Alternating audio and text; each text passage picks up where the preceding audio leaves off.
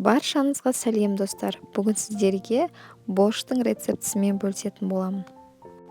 Бір жасағаннан сіздерге де ұнайтынына сенімдімін. Жасап көріңіздер, видеоны соңына дейін көріңіздер. Алдымен қазанымызға майымызды құйып қыздырып аламыз. Үстіне етімізді саламыз. Менде тауық еті.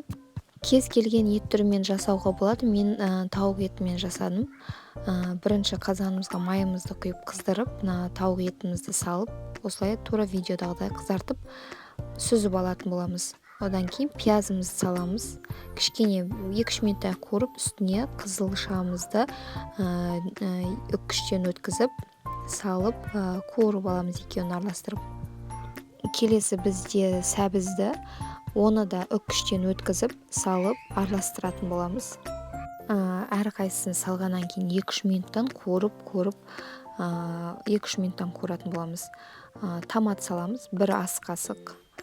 Үстінен картоп саламыз, оны да тоже қуырып аламыз. Тұзымызды өзіңіздің дәміне қарай дәмдеуіштер қоса беріңізге болады. Мен қара бұрыш салдым, перец салуға да болады. Етімізді салып, қуырып суымызды құямыз үстіне.